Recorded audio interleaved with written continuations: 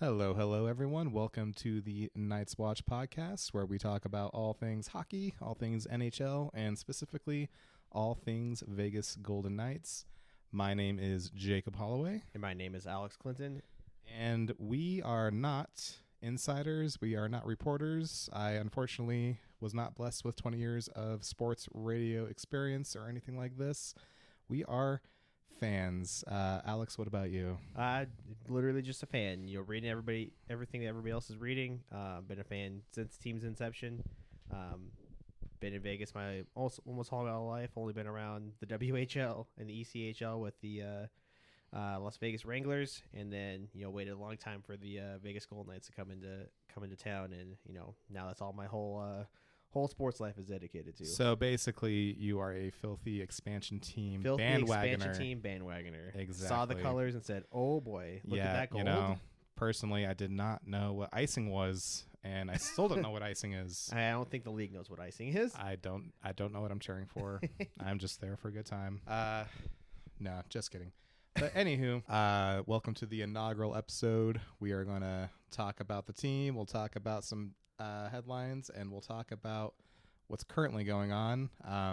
At the time of this recording, it's 110 degrees outside. 110 degrees. Oilers mania is unfortunately at an all-time high. I'm sick to my stomach, personally. Not only from the heat, but from the just the pure hatred of Canada, specifically Edmonton. I don't hate Canada as much. Any Canadians out there? That's a very friendly, rivalry type thing. I love Toronto's a very beautiful city. You're aviary. It's a very beautiful aviary. You're humid. Don't go in there in the summer because you're gonna die. But Toronto, very nice city. Winnipeg, nice people. Ottawans, I never met you, but I was assuming you're nice. People from Vancouver, very nice. Calgary somehow are our friends now, despite despite being our enemies. We all hate Edmonton together. So, shall we chat about the final, or chat about our season, how things played out for the Knights, or how should we do this? Let's roll into the final just real quick and then go into our season. So at the time of recording this, it is post Game 6. Game 7 is tomorrow? Game 7 is tomorrow at 5 p.m. in Florida. Oh, man. How did we get here? We got here by Florida failing. Yeah. For 3 games in a row. Well, hey, can I make a point? And this will sound like I'm being a hater, which I am. Welcome to the pod. Yeah, Florida is choking this lead. They only got the lead, though, because Edmonton lost 3 in a row as well. Exactly. And they looked awful. Awful. It's similar to, I wouldn't say similar to last season in that, they were riding that high and really riding that, high of just beating good teams in continuous series, until they got into a roadblock in us and in the Vegas Golden Knights and just got kind of rolled dismantled, suffocated, whatever you want to say. This time is different. They're the team that was doing the suffocating, doing the dismantling, that had put not a ton of effort into any of their series outside of being a good defensive structure team. And up until Game 4 of the Stanley Cup Final, they're doing the same thing. And then Game 4, they forgot their entire game plan. Yeah, they look lost. I will give the Oilers credit, though. Chris Knoblauch, man, he has this team operating at a level that, frankly, I did not think was possible with the personnel on that decor. They are killing like 99% of their penalties. They've only had 1 or 2. I think they've only let in one power play goal this entire series, and then going back one other one the entire playoff run. Yeah. So I'm frankly a little shocked that a decor that has Darnell Nurse and Cody Ceci and Vinny DiHernay and Broberg and I'll give Ekholm credit. Mattias Ekholm is legit. Yep. Bouchard is a legit scorer, cannot defend at all. Erik Karlsson 2.0. But yeah, like I said, it is shocking. But I was also kind of shocked when they lost 3 in a row. I don't know. I wasn't. I definitely expected a fight. And I guess it is a fight now. But right. You would expect. I thought they'd be like trading games, instead of 3 in a row, Game 7. Yeah. Because those first 3, Florida won handedly. Game 4, Edmonton beat the shit out of Florida. It was 8-1. It was embarrassing. Game. That was what I like to refer to as Game 5, Bob. Vegas fans will know what I mean. Exactly. And then Game 5 was close, but it was only close because Edmonton got down by 3 and decided. Not Edmonton. I'm sorry. Florida got down by 3. They decided to start playing in the fourth period. And then Game 6, they were down by 3 and decided to score a goal. In dire seconds, and then not do anything the rest of the game. And that's also a testament to how good Chris Knobloch has structured, not so much structured the team, but applied his game plan and how they're buying in. Yes, I think that's the key word right there is buy-in. It's really easy to fall into those hockey stereotypes. Well, got to buy in, you got to execute. But it's true. We saw it last year with the Knights. I think we did not have a perfect roster, but we executed to a point where it looked like damn near perfect. I mean, we saw it 2 years ago with the Avalanche. Their roster was damn near perfect, but they I'll say that might have been the most perfect team I've seen in a long time. Yeah. But the execution was also there. Yeah. I mean, Jared Bednar is. It's kind of funny how losing to the Knights kind of motivates these teams to start doing better. Exactly. Just throwing that out there. Yeah. Sorry, guys. Homer opinions. This is a Vegas Golden Knights dedicated podcast. Will be Homer's. It'll be Knights first, Knights opinions first, and then everything else second. Basically, guys, this is a safe space to make it all about us. Exactly. And if we get any kind of traction outside of that, then that'll be great. But I'm not too worried, to be honest. Exactly. But speaking of previous seasons and, this season, kind of rolling in from that Stanley Cup final, I think Edmonton's kind of hungry to win after being so close for the last better part of 5 years. They've been knocking on the door. And I think when you see that's kind of the difference between them and some other hopeful, like Toronto, they're never knocking at the door. They're always out. They made it to the second round. That was their Stanley Cup. Yeah. Edmonton's definitely been pushing. This is the closest they've been, obviously, since getting swept in the conference final. But they've had that momentum, and I really do think that this series, we're just basically seeing Connor McDavid just go sicko mode. I mean, he set the record for assists in a playoff run, right? It's insane. And I know we said it already, but buy-in, they've all bought in. They've got players like Derek Ryan and Ryan McLeod. That's another thing guys that don't belong on a Stanley Cup roster, but buying in and playing well. They're killing penalties. Can we say that because they're on a Stanley Cup roster? They're in there now. I think that's where I'll give Knobloch a lot of credit. They're outplaying the entirety of the Florida Panthers. They're outplaying Matthew Tkachuk, Carter Verhaeghe, Sam Bennett, Sam Reinhart. I think the smartest thing Knobloch did probably overall was saying we're taking Draisaitl and McDavid off the PK. You guys aren't going to play 30 minutes a night just because you're fast. Exactly. And so, one, you're giving those guys a break, but two, you're really empowering everyone else on the roster to be like, yeah, we belong here. We have a job. Mm-hmm. My name is Derek Ryan, and I kill penalties. Exactly. And I'm not just here to play 5 minutes a night and try not to get scored on in those 5 minutes because how awful of a feeling would that be? Exactly. And that's the big difference. I'm not a part of this team. I'm just here. I'm just a warm body. But when you give these guys jobs and trust them to do those jobs and say, hey, I have faith in you. You're going to turn this game around because you are going to kill that penalty. Mm-hmm. That must be hugely motivating. That's the big difference between Jay Woodcroft and Chris Knobloch is he's not playing. Yeah, Connor McDavid and Leon Draisaitl are playing 25 minutes a night, but he's not playing them on every single possible. Not even. I think a lot of their recent counts, they've been. It's kind of how Eichel was. Between 20 and 25? Like 18 to 22 or something. Yeah, so he's not. That's all they need. He's rolling the lines. He's letting everybody be fresh, and he's not playing them in every situation because that's how you get them tired and exhausted. Mentally and physically. Yeah. And then, like I said, that's how you empower the other members of the roster to perform. Something that Bruce Cassidy did quite a lot last year. He rolled all 4 lines, and you know what? That fourth line of Nick Waugh, Carey and Colasar were playing a lot, and they were grinding a lot. Oh, yeah. Carlson was out there a long time, but he was out there against their best forwards. Yeah, exactly. Again, to make it about us, it is kind of crazy that Carlson's your third-line center, but he plays hugely important minutes, and I think that's a recipe for success for any team. And speaking of our team, I think we should roll into this last 2023-2024 season autopsy, unfortunately. Season autopsy. Coming off of the highest of highs of winning a cup. And well, it's easy for us to sit here and be like, well, we would have beat the Oilers and we would have beat Colorado, but the fact of the matter is that we lost in the first round, so we cannot say that who we could have beat. We have to acknowledge it. Show some humility, I guess. Exactly. We lost to a very good Dallas Stars team, a very fresh and relatively young Dallas Stars team. Deep team that I'm surprised lost to the Oilers, but also I'm not surprised because they went through us and then also Colorado and two teams that are just heavy and they hit. They had brutal teams. They had a brutal path. And also, not to take away from Chris Knobloch and Edmonton. I'll take away from them. They had a very easy path. They did. Kudos to them for performing when the pressure's the highest. I don't think it gets higher than being down 3-0 in a Stanley Cup final. Yep.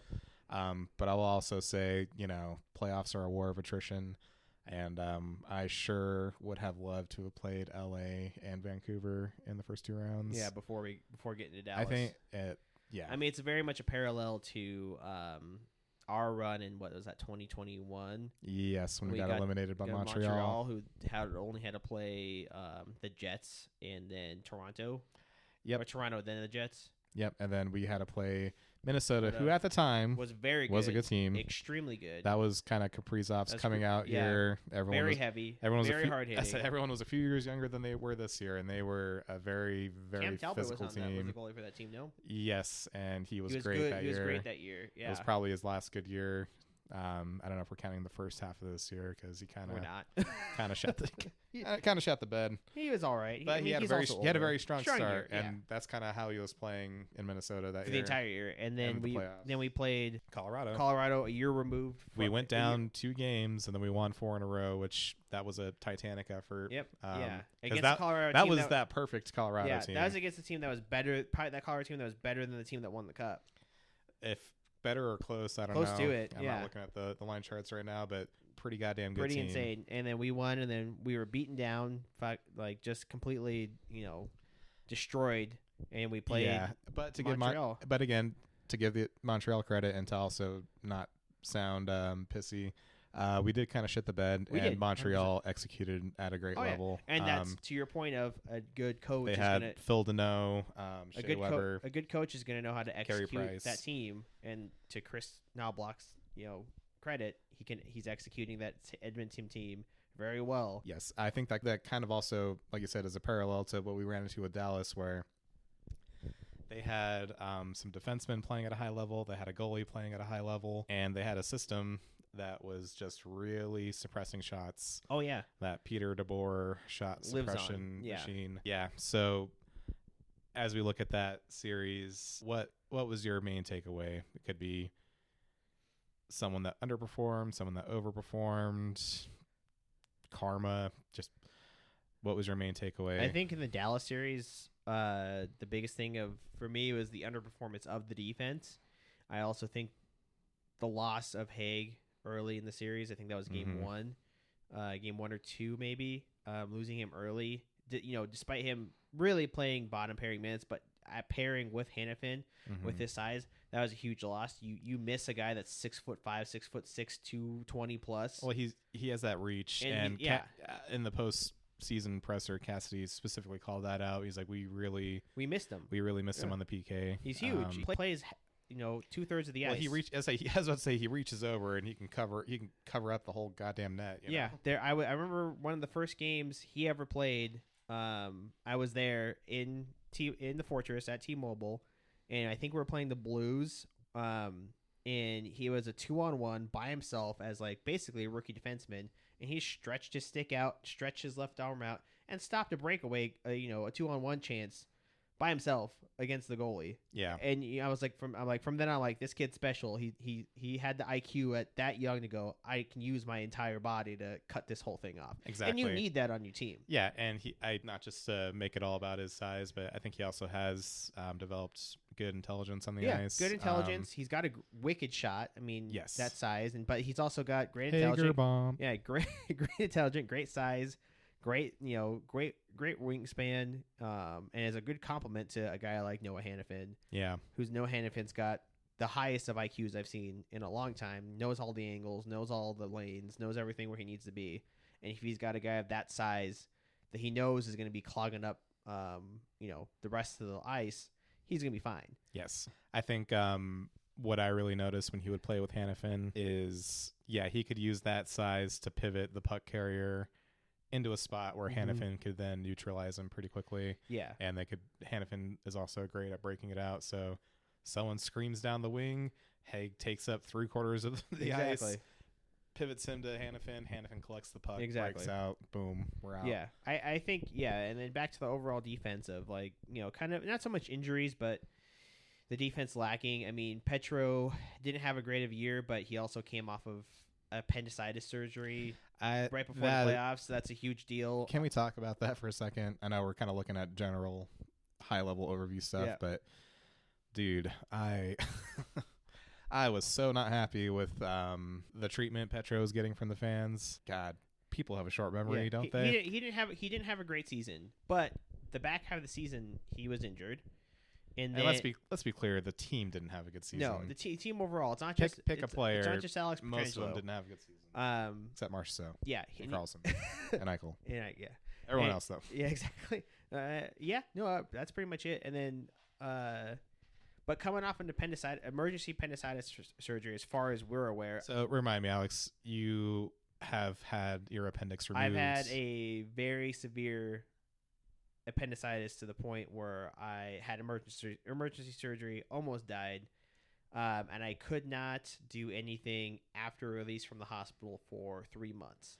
So were you playing pro level hockey? I was 17 years old in marching band, and I couldn't play an instrument for 3 months. Yeah, so this man was playing pro hockey. So what you're saying is that you couldn't do that, but you probably could have shut down Miro Heiskanen if you had to. I probably could have shut down Wyatt Johnson, Jamie Benn, and Logan Stankoven, and Jason Robertson, Jason Robertson, and Rupe Hintz, and Joe Pavelski, Evgeny Dadonov. I could have shut down the whole thing down by myself easily. Exactly. Yeah. But what we're going to say is, he didn't have a great season before that, but also you can't put all the blame of the I didn't even think run. it was that. It wasn't great, but I felt like short memory. People are making it sound like he was hemorrhaging goals every night. I'm like, he really wasn't. He had a great season the year before. He led us to the Cup final. I was about to say another storyline that I'm sure most people outside of Vegas have forgotten about is just how the team was so deep last year that there was a legit conversation for 5 guys for the Conn Smythe. Yep. I think in retrospect, people are like, it was Marshy or Eichel, which. No, fair. But you could have said it was Marshy, Eichel, Stone, Hill, Petro. If you go back and you listen to podcasts or read articles from that time, which I kind of did on the 1-year anniversary just out of nostalgia, but there was a lot of legitimate questions where people were like, Mark Stone, Alex Pietrangelo. But you also forget about last season. Pietrangelo was great in that. He was great. Run. But also last season, that fall of last season, he took off.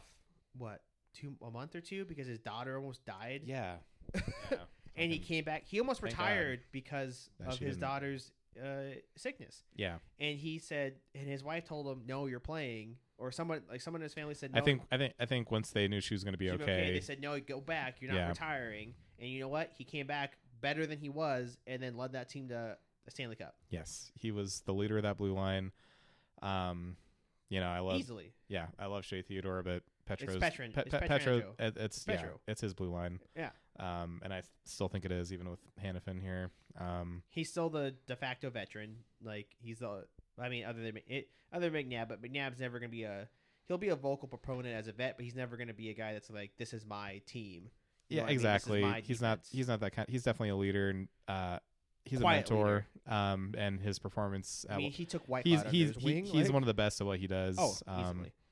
I think he is a little bit of an unsung hero. Oh, 100%. Yeah, just to give him his props real quick. Yeah. But getting back to that Dallas series for me. Go ahead. Yeah. I was going to say, for me, it's kind of hard to pinpoint exactly what was the weak link in the chain. I thought both goalies really stepped up. They were great. And I know you said the defense, but I'm like, those were not high scoring games, man. Like, No. it was. It's just Dallas grinded us out better. They had a deeper, a deeper, more cohesive team. I would say. I think a team that's played longer together. We were insanely deep. We were so deep that the rest of the league was frothing at the mouth. Yeah. At how we acquired players. I would say, if I'm pointing at something, it's not going to be one or two players or one or two aspects. I think it was just kind of this general feeling of the team that I don't think we had emotionally let go of the cup win. I felt like we were still riding that high and just kind of expecting things to work. I think PK Subban said it pretty well on ESPN, where he kind of chewed out the team after one of our bad losses. And he's like, guys, the parade's over. We're a little too festive right now. You know, like, it's too festive. Like, parade's over. You got to pick it up and fucking focus. Yeah. And that was kind of the vibe I got to, where even if it was, you know, we tied up the game and it was this, I feel like we just kept hoping that momentum would take over. Confidence is a good thing, but I think we got a little too confident. And then suddenly you lose 2 games in a row, then you're at home, and then you lose that game at home. And at that point I was like, we're in trouble. Yeah. You know, it doesn't help that Carlson got injured in like the first 2 games, had a lower body injury. Doesn't help. Oh yeah, then the obvious one. Yeah, everyone sure was convinced that Mark Stone was just not injured and was just holding out, waiting for the playoffs. He was still injured. That he man did not look good. Yeah, he was slower. He looked pained. He got that great goal by standing still and getting a deflection. Yeah. But when he was skating, he did not look great. He great. looked in pain. He was giving it his all. He was only back because he knew how to be back. Like that, he's probably at most 70%. Yeah, if that. Easily. The point is, I'm over it. Sorry, guys. A spleen injury is very different than a lower back injury. Whereas his lower back had bothered him for a long time, and he went to the same surgeon that Jack Eichel had his basically career-saving surgery done by. And I would trust the guy if Jack Eichel looked like that coming off of a full-on through the neck, you know, vertebrae surgery. And Mark Stone looked great in that playoff run. Not at first. He looked pretty bad the first 2 games. First 2 games, but he looked. I would say the first game and a half. As he got his legs under him and got his skating kind of back to him, he looked good. But this series it's an organ injury. Like, yeah, exactly. Like, you don't come back from that. Like, yeah, he came back, but he was not. You can tell he wasn't 100% there. I've had my appendix removed as an emergency, and they've had my gallbladder removed as a precaution. I couldn't do anything. Well, I had my gallbladder removed, and that's an unnecessary organ. Yeah. I couldn't do anything for 2 months. Yeah. Organ injuries aren't fun. Well, all right, so we won't get into it. I'll just leave this simple statement. If a player in your team gets injured, there is this nifty tool called long-term injury reserve. You know what? The owners, which is designed to allow you to replenish that value on your roster. And if your GM does not use that tool, he is an idiot. If your GM and your ownership is not using that tool, they're not willing to spend the money. Exactly. I'm sorry, Bill Foley's got and that's the thing endless pockets. That man wants to win. That's the thing too. It's like, I think people had this idea of like, well, you know, he doesn't need to go in LTIR. He should just tough it out because that's what my team did. I'm like, no, your team's owner did not want to pay the real dollars and cents to bring in a replacement player, and here we are. Yep. So yeah, we'll leave it at that. But to go over the rest of the season from there, I mean, we broke down that kind of little playoff run we had. I mean, it was close. It was, you know, a great 7-game series. I do think that series was kind of a microcosm of our entire season. Start hot and slow. Yeah, we were basically start off hot, just riding the vibes, expecting to overcome, and then falling flat, and kind of not turning it on until it was too late.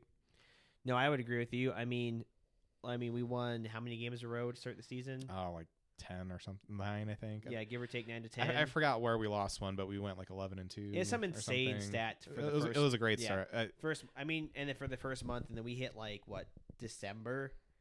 Yeah, it was right around Christmas when we were getting it was starting to look bad, and then we were at the Winter Classic. And that was fucking rough. Yeah, beautiful city, beautiful day. Had a great time just being there. Perfect day. Great seats. Holy shit, it did not look good. Yeah, nobody looked good.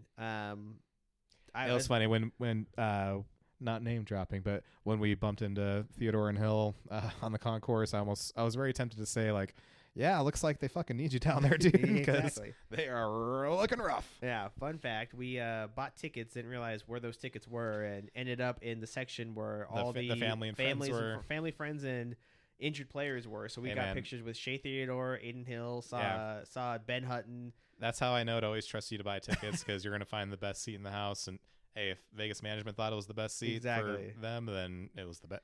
And sure enough, when we walked down those man, I get goosebumps thinking about it. Yeah. Though seeing the sheet of ice there. Oh yeah, it was the game. Despite losing, that game was amazing. The setup was amazing. City of Seattle's City amazing. Of Seattle amazing. They love Joey DeCord. Hey, I will say,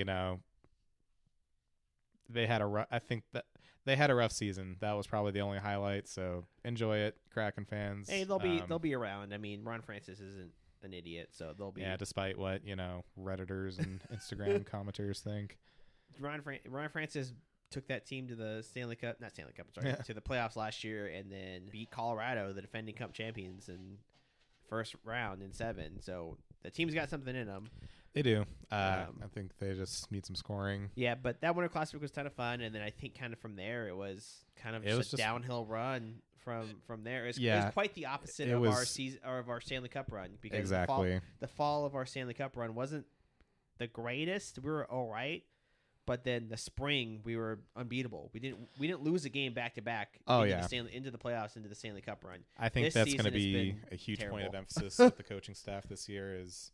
And I don't know if it was Cassidy or McCrimmon, but one of them did mention that in the postseason presser where, like, yeah, we made the playoffs in, like, game 80 or something. Like, we probably expended more energy than we needed to just to get into the playoffs as a wild card, too. Yeah. I mean, I know some teams would be thrilled to make the playoffs, but we are not at that level. No, we are in our window. Yep, you should not be breaking your back just trying to make it in. Exactly. And I think a big kind of contention of that is kind of like the injuries we had, at least on the blue line this year. I mean, Shea Theodore was gone for a good third of the year. Mm-hmm. Stone obviously. Stone Eichel missed a lot of time. Petra was in and out. Marty was in and out. Korczak was gone. Korczak had a great season up until he got injured. Mm-hmm. Korczak was the leading defenseman in points for rookies until he got injured. Or no, he led the league. He led rookies in points until he got injured. Mm-hmm. And then he got injured and he kind of fell off from there, and he just didn't play again. Do you know who had a great year? And we can use this as a little segue. Jonathan Marchessault. So talk about overperforming. Almost broke the goal record. Yeah. He finished with 41, I think. Yeah, because the record was 43, something like that. He was close, very close. And he finished 2 under. So yeah, looking forward. At the time of this, are you checking your phone to see if we extended him? If I got notified right now, I'd be screaming in this microphone. Oh my god. Jonathan Marchessault got extended. Yeah. So at the time of recording this, Jonathan Marchessault has not been extended. There have been a few reports that they're talking. 42 goals last season. 42 goals. So one off. So there have been a few generic reports that they're talking, which is good. How do you feel about Marchessault? How important it is extending him? I would say very. I mean, that man deserves to retire and have his name up in the rafters as a Golden Knight. Agreed. He's been he embodies the mentality of the Vegas Golden Knights. Work hard, fight, he is be vocal. He is ingrained into the culture. Oh, 100%. In a way that even the other OG Knights are not. Yeah, he with all due respect to them. He brings scoring to the team. He brings leadership. Brings a fire. I mean, he's something that he's been a staple. Swagger, dude. Yeah, swagger. That swagger. I mean, he won a Conn Smythe. He wouldn't win Conn Smythe of off of good looks. He won the Conn Smythe off of scoring and being a great scorer in that playoff run. And everyone's favorite thing with him, I'm sure, he is the guy that gets the OT winner. Yeah, exactly. He is the guy that when he scores, it shifts the momentum. Yeah. When he scores, it takes the air out of the other team. Exactly, and I think that's not something that's easy to quantify or replace. Basically, if we lost him, I don't know who you bring in to replace that. Exactly. Because I don't think you can replace that. You don't replace that kind of mentality and that clutchness overall and the overall connection to a city, without Jonathan Marchessault. Agreed. So, yeah, agreed on all points. I think this dude needs to be in the rafters. I think there needs to be a goddamn golden statue of him in T-Mobile Plaza. We said a statue about Fleury, but the difference between Fleury and Marchessault is Marchessault brought us a cup. Yes, and I love Marc-Andre Fleury. I will forever love if he finished Fleury. his career here and he got a cup, then yeah. But unfortunately, some ugly bit of business happened with that. I don't know if we want to get into that now, but I think we all know what happened. Marshy deserves to be here. Bummer. Despite I would say a number for him would probably be about $6 to $6.5 million a year. He's what, 33, 34? Yeah. The number and term I keep coming to is probably 6.5 by 3. Yeah, 3 to 4 and years. Then I would if say he's still so. going, just sign him to a sweetheart contract. Exactly. Let him finish out his year. But in order to do that, you kind of have to give away, somebody in somebody that's valuable, and you're not giving away Pietrangelo because he's got a full no movement clause. Yeah, and I don't think he's not going. He can't go anywhere. You're going to have to, And honestly, I don't think to me, it's not just a matter of the no movement clause. I don't think you should. I don't think you should. But plus, he's under contract for the next 4 years, 3-4 years. Yeah. Well, I know people scoff at Petro's deal, but tell you what, he's making less money than Darnell Nurse. And Seth Jones. A lot less money than Erik Karlsson. So if you want to put up some money for someone to score 100 points and somehow be a -50, recipe for success right there. My favorite stat for Erik Karlsson, the only man to ever win the Norris with that high of a minus this season. Golly. But, there's only a handful of people in the top, I think top 100 scoring all time with a minus, and 2 of them were teammates at one time. And it was Brett Burns and Erik Karlsson. You know who's not who's not a minus anymore once he got away from Erik Karlsson? Brett Burns. Yep. But I digress. Yeah. But you don't. Back to the. You don't trade a presence like Pietrangelo to get cap room from Marchessault, because that kind of hurts the room. It hurts the room. It hurts the on us products. And obviously, plus, Petro's not going to get another big contract like that. Oh no, it's basically here, this and is then his retirement. This is contract. retirement, and then maybe he'll get 1 or 2 more years here or in St. Louis, like a Mark Giordano. Deal. Exactly, like 1 or 2 years here in St. Louis. Fuck St. Louis, he's gonna be here. I know, that's what I'm saying. But his wife's from St. Louis. No offense, St. Louis. Yeah, St. Louis is a very nice team. They're great guys, but fuck them. But his wife's from St. Louis. I could see it either here or there. In one of those 2 places. Yeah, I think. Unfortunately, I think the odd man out of the group that has a contract coming is. Say it on the count of 3. 1, 2, 3. Shea Theodore. I love Shea Theodore. Shea Theodore is my gold jersey. Shea Theodore. I have a Theodore jersey as well. My red reverse retro. I love that tooth missing. Beautiful man. Fixed tooth. Stay on top of it, man. I love him. I love him to death. You met the man. I did. He's very handsome and very tall. As they all are. As they all are. But unfortunately for Shea Theodore, he is still only 27, 28 years old, and he's coming up on a big payday, as deserved he is. He's probably going to get upwards of $7 to $8 million a year. And it just doesn't fit the cap structure. It doesn't fix the cap structure. And then, you could argue, say, well, no, he's got 1 more year left, and then you've got each year after that, the cup goes up. But you can't even say that. The cap going up is going to be dedicated to the other guys. You have to pay Logan Thompson. You can't let Logan Thompson walk. Yeah, unless Isaiah Seville has a meteoric rise, or Jesper Vikman or Carl Lindblom have some kind of meteoric rise as to stardom, or you're able to pick up a 1B for cheap. Logan Thompson is going to be owed $3 to $4 million for 2 years. Aiden Hill is going to come off his contract after next season. He's going to be owed about $5 million. Will he though? He might go down, but I would say it's gonna be right around that 4.9. Yeah, I'd say $4 to $5 million because of his injury. Either way, I don't think either of those players make enough to look at the cap hit and say we need to move that. This is what we move to accommodate space. Because like I said, with the Shea Theodore movement, because he's going to be dedicated another $8 million, but those two come off the books at the same time. When the cup goes up, the cap's supposed to go up over $90 million after next season. So in 2 seasons, Nick Hague is owed a contract. He's going to be making $3 to $4 million. He makes doesn't Eichel only have like a few Eichel's got 2 more years after this season, so he's going to be owed that cap jump. There's guys that are going to be in line that you want to, you're going to need to pay to keep them here.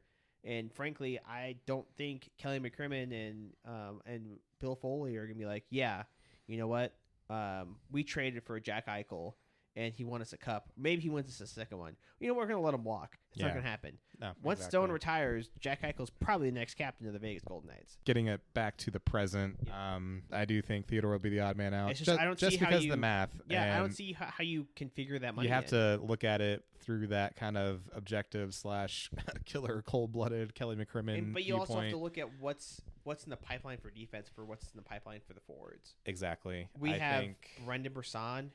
By all means, if Brendan, if you ever listen to this, I think you're a very good player. I'm a Silver Knights season ticket holder. I'm there every game. Jacob's there almost every game. Yes, sir. We love watching you play. You're amazing. You're only forward in the pipeline. Yeah. There's some other guys, but they're not going to always break into... They don't have that high-end potential. They don't have the high-end potential like Brendan Brisson does, and they don't have high-end potential like our defensive prospects do. Because after... Shea Theodore is still young, but you have guys that need playing time like Caden Korzak, Lucas Cormier, Daniil Shaika. Yep. Those are just 3 guys that are young that are in the pipeline, and then we're also forgetting about Dyson Mayo, who's also on the team. There's a lot of defensive. Sometimes I forget Ben Hutton's like on the Ben roster. Hutton's he's a great. He's not young, but he's a great. He can he's play a great extra guy. On the team. He's an NHL defenseman that is under contract. Yeah, and we've got a group of defensemen that are coming up, and clearly Caden Korzak's ready for the NHL. He proved that in the games that he played, and he played very well. Yes, I'm glad you brought that up because I think we should click through some bullet points here on why this trade would make sense, and I think that's probably the biggest one, is that I think we can say with confidence that Caden Korzak is an NHL level defenseman. As you said, we see him play in Henderson all the time. Oh, he's great, and we saw him this year. We saw him play a lot of games for the Knights, and he can really skate. He can really drive the pace. He was on power play too, right? He was on power play too. As you said earlier, he was tied for rookie scoring for a while. He's up there, like even if not tied, but he was easily in the top 5. As a defenseman, to me, what is really telling about how the team views him was, again, during those post-season pressers, which if you're a fan, you got to listen to those things, man. You get some intel. Yep. I feel like a lot of people just don't or just disregard things. But Cassidy did go out of his way to say, like, he liked his game and that when he was in the lineup, we played with pace and he controlled the pace. And that's something that we need on our defense is kind of speed. Yeah. And it's something, unfortunately, that kind of fell off with Theodore's injury. Agreed. Was the speed. Yeah, he is a silky, buttery skater, but there were many times this last season where he just got beat clean, and he just couldn't catch up the way he normally would. And once you're like, okay, it's a fluke. Twice, like, okay, but when it happened 3 or 4 times, I was like, oh, something's wrong. Yeah, we're having a top speed problem here. Yeah. And that's something that you want to maintain, especially on the defense. And if you got a guy like Caden Korzak, paired with a Pietrangelo, which he was, that kind of solves your Pietrangelo a little bit slowing down problem. You got a guy that kind of race up and down, and if you're able to keep that Hague-Hannafin paired together, I think it's great. And then you got McNabb and Zach Whitecloud playing on the bottom pair with each other. Perfect. I think that's another piece of evidence I would present for why Theodore might be on the move, is that, he's a left-handed shot, but he plays on the right side. Nick Hague has traditionally played on the left side, but this season he played a lot of games on the right. And some will say that Hague didn't have a great season, and he didn't, but he's also transitioning to right side defensive play. Exactly, and it's very hard to play on your outside. Nick Hague. Yes. So I would not again be surprised to see a pairing of Hannafin on the left, Haig on the right. And yeah, probably Korzak with Petro or with McNabb. I don't know who would play on their offside, but McNabb's a great mentor for young defensemen. Yeah, McNabb's just great. Period. I mean, he's a great all around. Yeah, he showed some offense to his game this year that hadn't existed. I think he was like the leading goal scorer for the team in the playoffs up until a certain point. He was great. Like, and then you don't to the point of trading Shea Theodore, you don't trade guys like, Nick Haig, who's valuable because of his size and he's younger. I think he's only 25. And then Zach Whitecloud's contract, it's too good a value to just let go. Insane. It's like what, $2.something million for the next 6 years or something. Like, you don't trade that out for especially the value as he the brings. cap continues to go up and all that good stuff. We all love to talk about that, but I love Shea Theodore. I love him to death. Great guy. A huge part of the Cup team. Been a huge part of the team for a long time. Original misfit. Original guy. I just think it's really as simple. Comes down to the money. It's really as simple as saying they signed Noah Hannafin, and when you need to make cap space, you take from a position where you have a lot of bodies and a lot of money, and I think that's the defense right now. The unfortunate part for Shea Theodore is Noah Hannafin is bigger, younger, faster, and kind of plays that game. And again, not to dunk on anyone or shit on anyone, but Theodore was not great in the power play, and he lost that spot by the end of the year / playoffs. Hannafin was on PP1, and then PP2 was Petro, and then I think they would throw Theodore out. Usually you have your second defenseman on the second unit. But so just looking at the money, looking at the fact that Cassidy made a point of playing Haig in that spot to see how it would work, and the Hannafin extension, and who was getting the minutes and getting the special teams when it mattered most. To me, it just kind of all adds up to Shea Theodore being on the block. Yeah, and the big part was not, you could say Shea Theodore lost his job, but also Noah Hannafin earned that job and played well enough to be up there, and he played his part for that playoff run.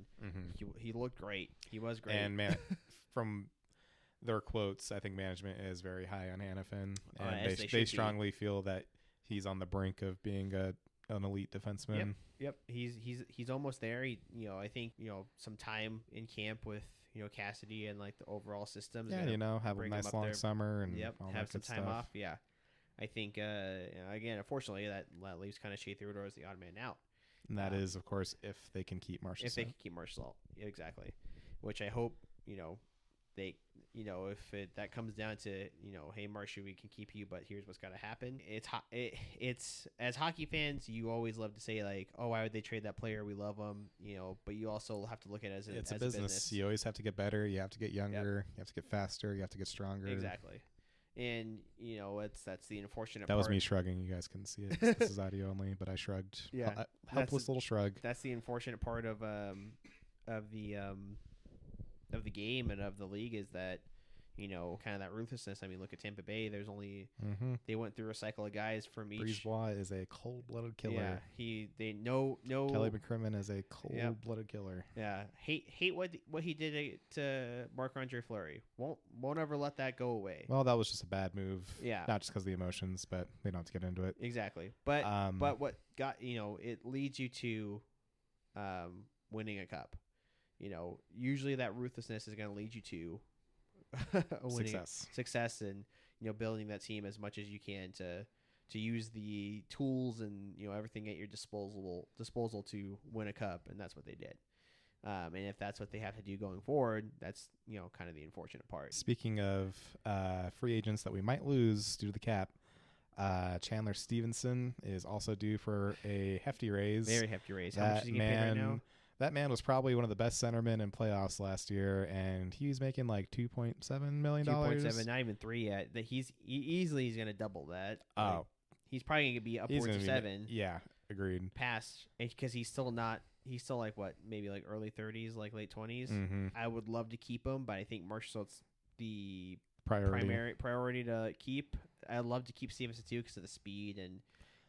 But the bad part with Stevenson is that he doesn't seem to doesn't seem to play well without Mark Stone.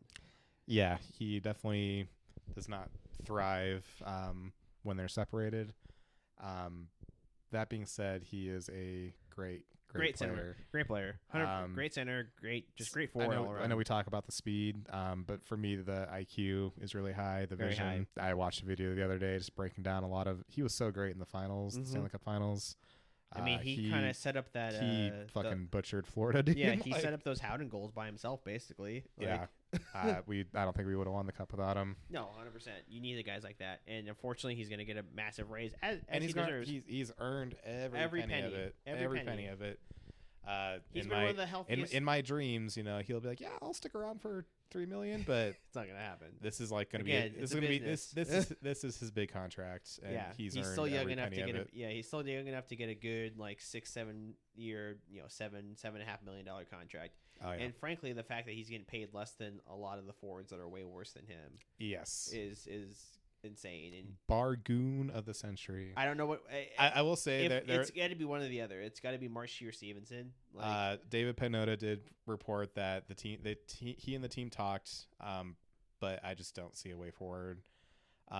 If we somehow keep Marshy and Stevenson, that would be a deal of the century. Deal of the century, because then your forward woes drop to, we're just playing Dory and Cotter. Great. But yeah, unfortunately, I do think Chandler Stevenson will not be a Golden Knight. I don't think so. I think also. R.I.P. Pour one out. I also think that a very similar to the Shea Theodore kind of idea we had and kind of situation with Hannafin and Theodore is that you bring in Tomas Hertl to now center that second line. Yep. And exactly. And sometimes it really is that simple of you don't trade for a second line center of that if caliber. You're going to keep that second line. Exactly. Also, former All-Star Chandler Stevenson, but former All-Star Tomas Hertl, bigger, same speed, net front presence we haven't had in ever probably. Yeah, 6'3". I like how we're spending all this time talking about it, but in retrospect, the second you trade for Noah Hannafin and Tomas Hertl, it's obvious that Shea Theodore and Chandler Stevenson are gone. Yeah, that's just the way. It goes. It's just again, like we said, bigger, faster, stronger, younger. Hertl wasn't great in the playoffs. Can we talk about that real quick? There are many hockey creator that has made some kind of comments about, is this going to be the one that bites Vegas in the ass? They make these big moves and it just didn't work out. That man had knee surgery 2 months ago. Let's be fucking for real here, as the Gen Zers say. Yeah, the man played 4 games with us in the regular season. Yeah. And then he got basically thrown to the Wolves in a very hard series against a very good Dallas team. Jamie Benn. Yeah. Tyler Seguin. Big, heavy team. And Chris Tanev, yeah. He played maybe 10 to 12 games total with us. After not playing for 2 months or 3 months. Having knee surgery. Being on a dog shit San Jose team. I'll say being on a new team, and also his first playoff game in 4 years? Because he just has kind of been toiling away in the doldrums over there. Yeah, exactly. Call me crazy. I'm not going to call that trade a disaster quite yet. No. Even if he has a lackluster year next year, I probably still wouldn't. You got to give a guy like that a year. Got to give guys time to adjust. It's kind of same you thing. Also have to give the coach time to adjust to the player. Exactly. Bruce Cassidy has to draw something up for him, and frankly, that Stone's goal in that game 1. Was a double deflection off a Hertl, right? Mm-hmm. So he was already there. It's just, again, he had knee surgery 2 months before the playoffs started. He played all of 4 games, and he did not play with Stone. Yep. And it's hard. Yeah, that's true too. Just finding a goddamn a line rhythm. Yeah. And I think a second line of him, and if Stone's fully healthy, him and Stone and Dorofiev or someone with a little speed, someone or Brisson or something like that will pop in. I think if we keep Marsh Sultan, that you pop in Dorofiev right there with them, or you put Brisson in that line, say come on kid, go play. I think that'd be great for the both of them. Yeah. And like we said, unfortunately for Stevenson, you bring in Hertl. Where do you play as a centerman? Because exactly, because Steve-O can't play in the wing, but he's always better as a center. But your bottom 6 center spots are locked in. Yeah. It's Carlson and Waugh. Yep, exactly. And then and it's always going to be Howden as the backup, fourth line center. Where do you go? And that's the unfortunate part for Stevenson. Would I love to keep him? Sure, but money. A business is a business. You can't spend money you don't have. Yep. So unfortunately, I do think he is going to be gone. Yes, I will. I've kind of accepted it emotionally. When we see that tweet on July 1st, I will give him my congrats, pour one out, and remember the good times. Exactly. Speaking of remembering good times, we got at least 2 guys here that have been major. One who's we got 3 that are pretty much confirmed to be gone. Yeah. 2 of which I will miss dearly. Let's first go with one that's been here less time, in Michael Amadio.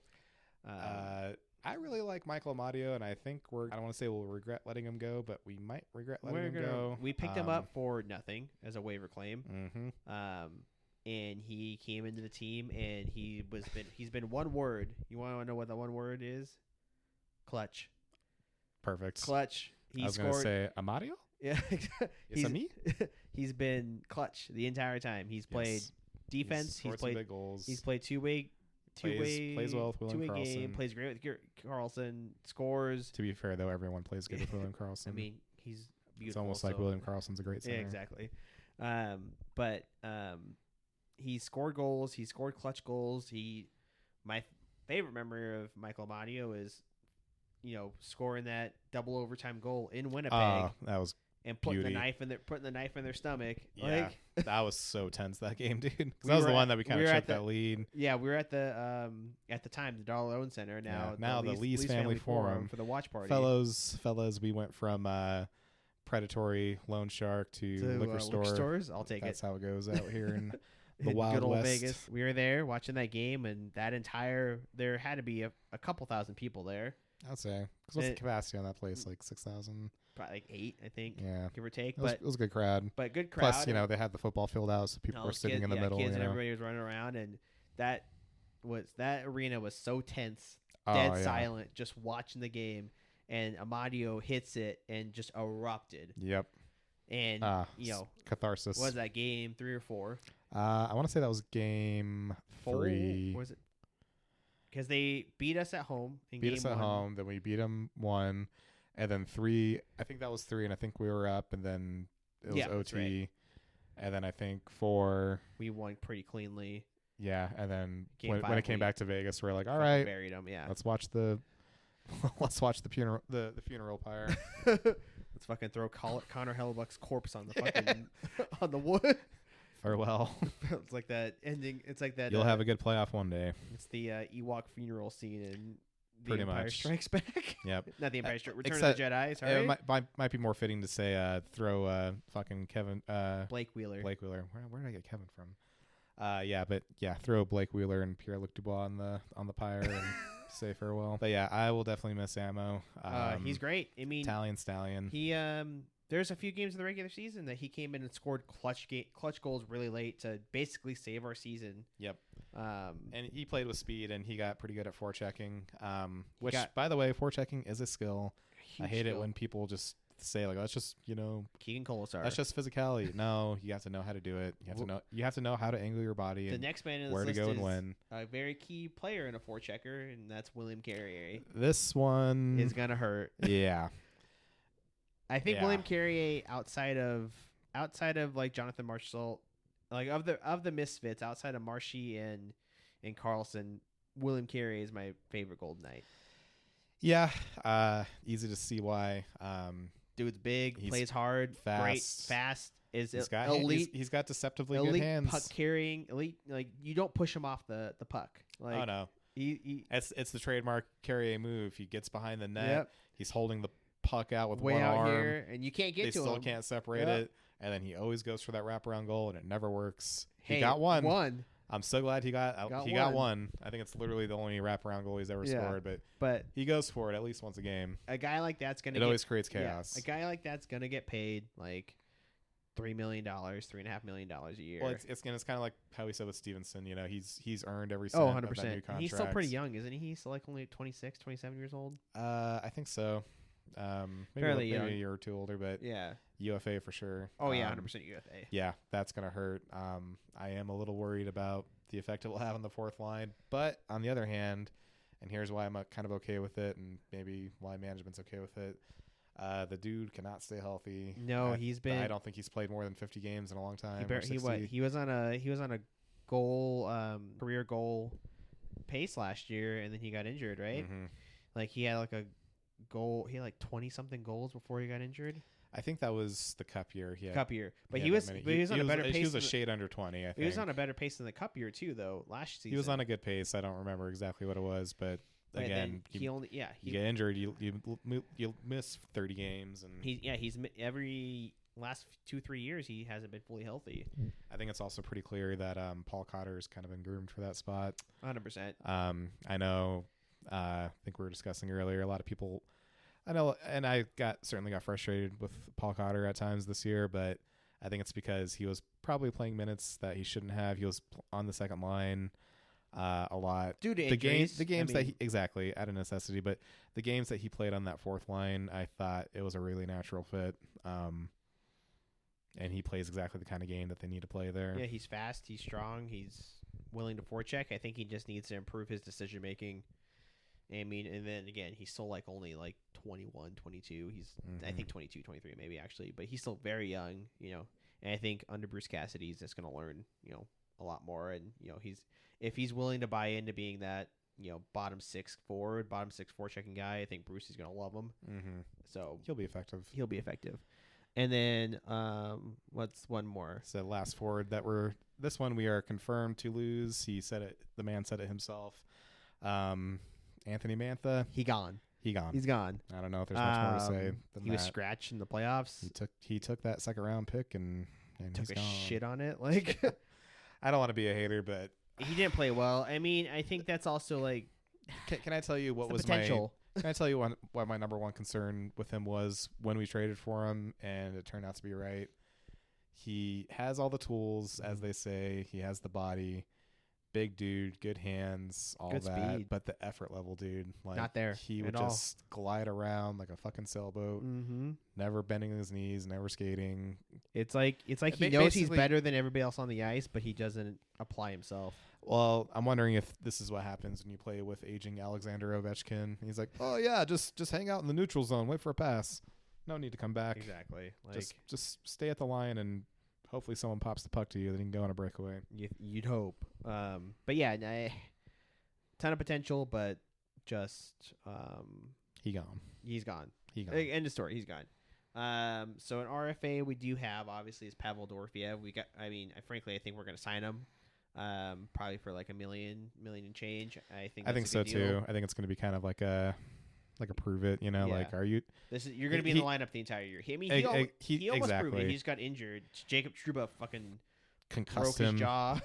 Yeah, the old Jacob Trouba special, flying elbow. But I think he's going to get a about $1.5 million deal. And this is going to be 2 years. Prove it. I think he's going to prove it. He's only improved every year that we've seen him, and we saw him in Henderson. And he was great. Tied with Connor Bedard for a long time, and I don't think it was like total points, but like the pace, Yep. Like the points per game pace. Exactly. That's the phrase I was looking for. So I'm optimistic. I think playing a full year will be good for him. He'll learn a lot, and especially you just need young guys on your 6, team. yeah. You got to. It's like we said, you got to find ways to get younger. Mm-hmm. And fortunately, that means you got to take a bit of a gamble here and there. But exactly. And I don't think there's any reason why we shouldn't keep bringing him back. I mean, unless he's asking for an insane amount of money, but I don't think he would be. Me neither. I think. I wonder if he goes to arbitration, but I think he might. But then again, it might be kind of like a kind of Keegan Solar splitting hairs. Yeah, Keegan Colasar kind of deal where they're like, well, yeah, you played, but like, did you really? You're not really crazy, so you're gonna get $1.5 million. But he'll more than likely be, if he's not, I would say he's in the middle 6 next year. Probably plays with Tomas Hertl or Carlson. Agreed. I think I think those are 2 guys. Howden will play one and he'll play the other. Exactly. We'll see how it goes. Talking about defense, I know we talked a lot about Shea Theodore and kind of trades there, but kind of going into that what we have right now. Alec Martinez. I mean, I think he should retire. Yeah, I mean, well, geez, man, you just shut that door real quick, didn't you? He's I mean, not saying No, his you're age right. is old. He's 36. No, he's older than that, isn't he? He's 36. I think he's 36. 36, 37. He's a young man. He's been but around the he's block. old. He's an old hockey player. He's won 3 cups. Mm-hmm. He has facial nerve damage. Took that skate to the face, And he blocks a lot of pucks. Yep. And he looked really bad this year. He looked like he's really blocked a bad lot of this year. pucks over his entire career. This one's another tough one. I really love Martinez. And he was such a vital part of our cup run. So yeah, Alec Martinez. Overall, I think he's just not going to be back on the team. I think he's older. I think if he, wants to take a league minimum deal and be that number 7, number 8, maybe I do think we saw some of his old self during the playoffs. Exactly. I think but I just don't know if he's got a full regular season in him at this point. Yeah, I think either he retires. Again, no shade. Yeah. He's fucking great. He either retires a night or he retires a night or he retires a king. Yeah. Night. I would hope a night. Did you have so much fun here, Alec? It's so much fun. There you go. So one more defensive player, Caden Korzak. I mean, we've already talking about. He's RFA this year. He deserves, This one might be tricky because I think he knows and his agent knows and the team knows that this guy's going to play minutes. Yeah. He's probably going to want at least, I would say, $1.5 million.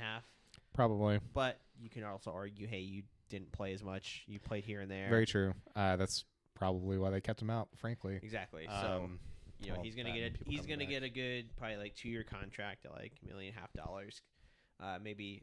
maybe closer to 2. This one I think might go to arbitration. It probably will, but it probably won't be as much as Haig's arbitration, where Haig got closer to like $3 million. I think he'll be around $1.5 to $2 million. I think he'll slot right into the team and be a good pairing with whoever you want to pair him with. He's young, he's fast, we've sang his praises enough. So I think we know that Caden Korzak's gonna be a good defenseman of this team next season. Agreed. Goaltending, it's not that exciting. Nope. It's really just Yuri Patera. Basically the Henderson tandem. Yeah, Yuri Patera, sign up for what, $900,000. Exactly. $950. That's where we're at. If he wants to come back, and then you got Seville, who's very young, probably league min. He's not eligible for an offer sheet. Over. He technically doesn't have any. I really can't.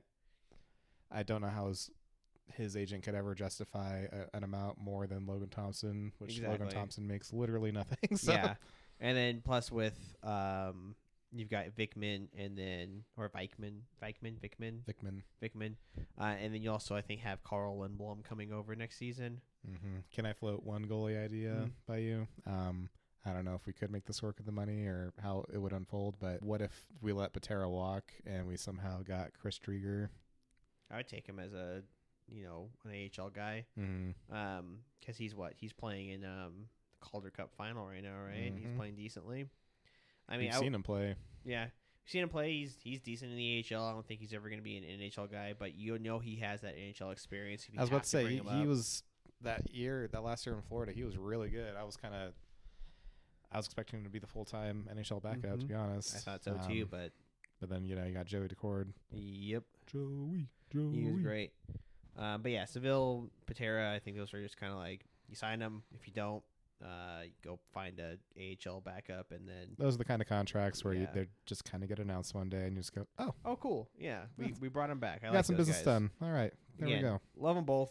Get super excited when they play for Silver Knights, but won't be the end of the world if we hadn't let them go. Moving on to the draft preview. So draft is in Las Vegas. It's at the Sphere. We're at the Sphere. We're going to be going. We are going to round 1. Have you been to the Sphere?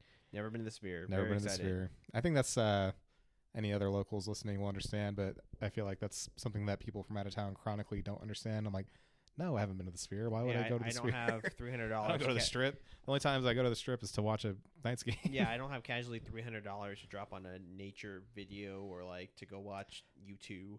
And not to get too off track, that was something that also kind of irritated me with I feel like people criticized the way we celebrated the Cup last year. Right, I heard a lot of people like, yeah, the plaza was so crazy, but then when we came out, we thought it would be bedlam, but everyone was gone. I'm like, Yeah, because everyone probably, they dispersed into the fucking 20 casinos on the strip. It went and drank and partied there. Yeah, or they just went back to their own neighborhood. No, I bet you like 3/4 of the people there probably live fucking 40 minutes away. I know I did. Yeah, exactly. Same. I was like, I'm not going to the fucking strip. We went to the. Well, you were on a boat. I was on a boat that final game. You were in Henderson, and then for the parade, I flew back as quick as I could. And then after the parade was done, they got into the plaza. They're like, well, we're not getting in the plaza because it's closed. I'm gonna go exactly. home. It was literally like the police turned us away. Exactly. So but even then, like, why did the crowd disperse during the parade? I thought the strip would be bedlam. I'm like, get this through your heads, guys. Locals do not hang out on the strip. No. If anything, the only time I ever spend there is, one, if I have a job there and I'm working there, or two, like I said, if I'm going to a Knights game. And not to get into some kind of classist politics here, but let's be real. If you work on the strip, you can't afford to have fun on the strip. Yeah. Yeah, I mean, shit, even if you don't work on the strip, most of the time you can't afford to have fun on the strip. Strip is expensive. It's kind of a contradiction because I think these people from their old East Coast towns or their small Canadian towns are like, well, we have one town square and that's where we gather for such events. I'm like, Vegas just isn't like that. No. It's just not. It's going to be bedlam at the plaza. We are always crazy in the plaza for hockey games. We are dispersed. They're dispersed because if the streets aren't closed down on the strip, you're going to get ran over. Yes. Like you're not just running into the street as like a crowd and not getting plowed through by some dude in like a pickup truck. I love the city and I have many fond memories of the strip, but let's be real, the strip's a fucking nightmare. Oh, 100%. I don't have fun there. No. I love going to Golden Knights games, but I try to stay away from there as much as possible. Exactly. But I will say, back in Henderson, at the local brewery, it was fucking popping. Yep.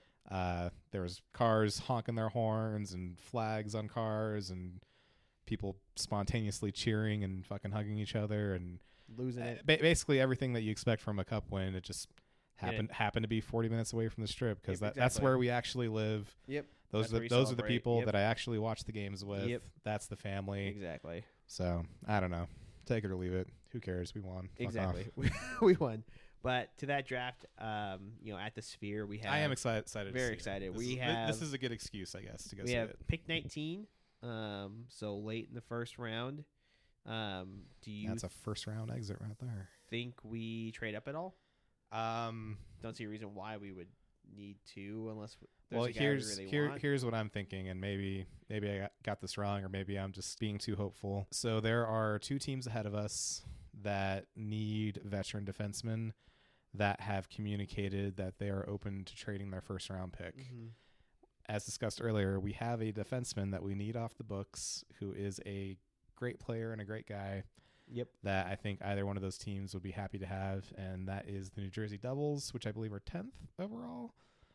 And the Utah Hockey Club for right now. Jesus. I mean, they have. That's fine for now, but I swear, if anyone wants that for the permanent team, like, get out. Yeah. You're not allowed to be hockey.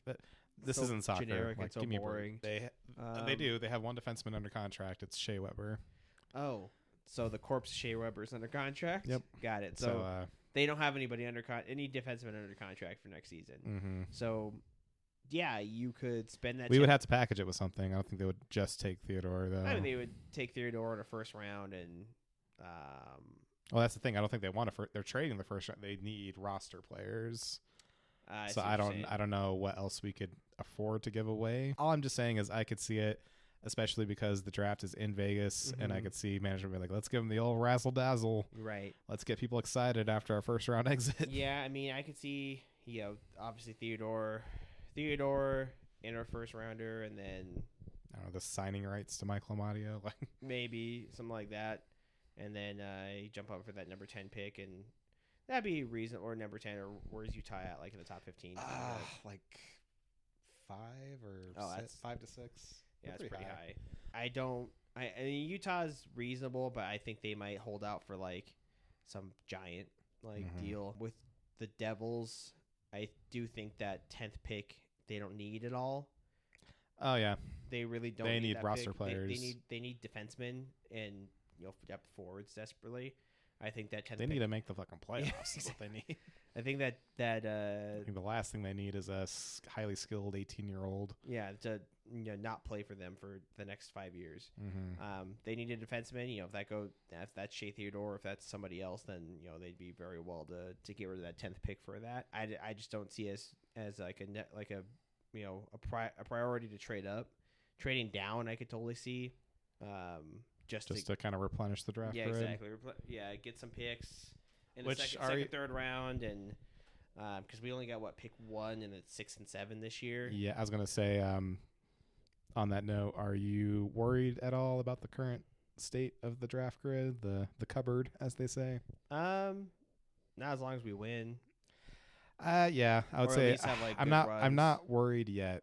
I think it's about what you should expect for a team in their window. Mm-hmm. I think people fixate a little too much on the value of those picks. Because it's much harder to predict in the NHL draft. I feel like there is this kind of school of thought with hockey fans where the demand for perfection is such that, like here's what you need. You need to somehow always have $5 million in cap space just in case. Don't spend to the cap because stupid teams spend to the cap. Also, never trade picks ever. But also have an extremely deep, well-balanced team that can win cups. I'm like, well, it just doesn't work like that. It just doesn't work like that. Exactly. Like what you got to spend to that cap. You got to spend picks. Proof is in the pudding. Look at us. There's plenty. Look at Florida. Look at Edmonton. There's plenty of guys. Look at Colorado. There's plenty of guys that were first, top 5 picks that have succeeded, but there's still plenty of players that have been not also in the top 5, just in the first round that just haven't broken a roster. Mm-hmm. I mean, there's plenty of guys that have been either second round or later, or undrafted that have turned into stars. Jonathan Marchessault, undrafted, and put it to this way. Sometimes I'm just like, well, what would you rather have, a middle first round pick that might be a third line center one day, or would you rather put that pick in a deal and get fucking Noah Hannafin or Tomas Hertl? Yeah, exactly. Mark Stone, someone that meets the age of your current core. That's another thing too that I think they deserve a lot of credit for paying attention to is the age. Our age, they're very tight on age, which is why I worry about them letting Marchessault go because he's a little older. But basically, they're like, hey, if you're within one or 2 years of Jack Eichel's age, you're in. You're in because that is the window. Is Jack Eichel? Yep. I think few players kind of in that range of that pick 19. There's some guys that I think Kelly McCrimmon and Bill Foley you're going to like a lot. I mean, at least for me, I've got a couple, mostly forwards. I feel bad. I feel like I didn't do my homework on this. I got one guy that I'm intrigued by. I know. Before we even get into the names, though, I will say the most likely pick is just going to be the tallest two-way center available. Oh, 100%. That's just kind of the template for our draft picks. I mean, I know we traded. Are you 6'3"? Are you a center? Do you play two-way game? Welcome. I know we traded Edstrom to the Sharks, but 6'3", 200 something pounds, two-way game, and I know we traded him. I think Brassard's the last winger we drafted. I think so too. We drafted anyway. Yeah, I was gonna say Ben Hemmerling was, I think, in a later round, and he's gonna be playing with the Silver Knights this year. Anyways, who you got your eye on? My personal kind of favorite, if he's there, is Liam Greentree. He's a right winger, 6'2", 215, thick, big kid for 18. Hey, talk about meeting the template of the team. Yeah, big, tall, big, still growing. Plays for the Spitfires in the OHL. He's, from everything that I've seen and read, he's got great size, great offense, great playmaker, but much like another right winger that we know and love very well, his skating's not the best. But I think if you make up for it being a playmaker, having your size and having good puck skills and everything, you could turn into a great player, a la Mark Stone. And his whole thing was he's great at everything but skating. Yep. So, I know there's a lot of emphasis on skating, but sometimes, hey, give Mark credit. My favorite thing to say when people criticize his skating is, he may not be the fastest guy, but you know what? I've never seen him get caught on a breakaway. Exactly. He can push that weird stride of his heart if he has to. Yeah, as long as you have great, good positioning, you're gonna be fine. So I'm looking at him as like a kind of a template with a Mark Stone side, but with that kind of scoring edge. Yes, but it looks like you also have a short man as well I here. do, but he's not that much short. He's 5'11". Hey, ask the ladies, man. You start at 6. Hey, That's the bare minimum. Exactly. Andrew Basha, I think I'm pronouncing that right. Left winger, 5'11", 187. So pretty big for a 5'11". He's out of that WHL, and everything I can find is he's just literally the ideal makeup of a Golden Knight. He works hard. He's a forechecker. He's fast. He gets in the corners. Perfect. He gets deep and just grinds. Sounds like a Brett Howden type. Yeah, Brett Howden archetype. He's probably going to grow 2 inches. He's only 18. Again, these kids are all 17, 18 years old. Give him some testosterone. Give him some time. I think that's a guy I'm really looking at. And then I've got 2 more quite tall forwards. Sasha Boisvert, he is a center. Again, another center, so couldn't hurt to have. Oh, yeah.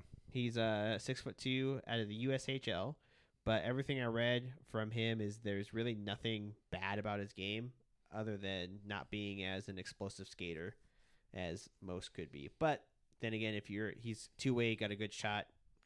If you're positional, you can mitigate that. And then the other one, I think his last name, I think it's Sinek, Beckett Sinek. Another right winger, 6'3", 185. All around, just good hockey player. I think good for late in the round. You have one that you want to talk about.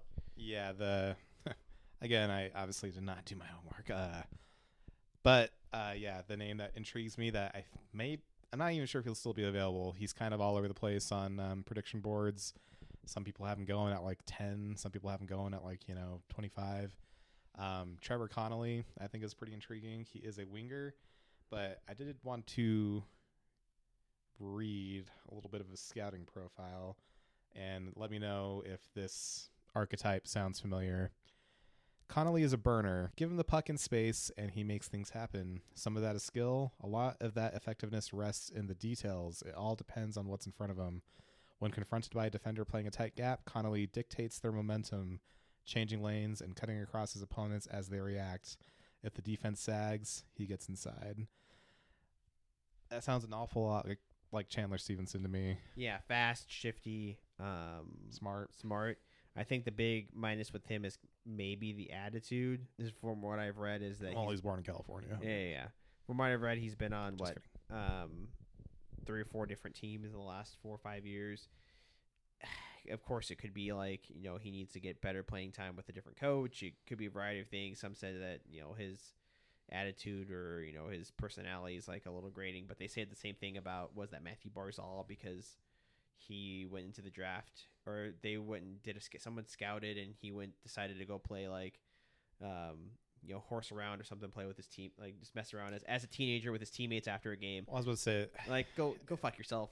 Exactly. It's not that serious. The kid, you would want that. The kid's having fun with his teammates. That means he's not some weirdo that's locked in. To me, when you look at character problems, it's like, oh, did he, sleep with his billet sister? Like, that's, you know what I mean? Like, that's a character problem. Like, stuff like that. Were I'm you like, a part of the World Junior team? That's exactly. A character problem. Exactly. That's a character problem. Until we know the full details of his quote unquote character problems, we don't know what an actual guy is. And these are kids. They're 18-year-olds. Yeah. People forget that. Exactly. And then one last one I think both you and I agree on, if he's there.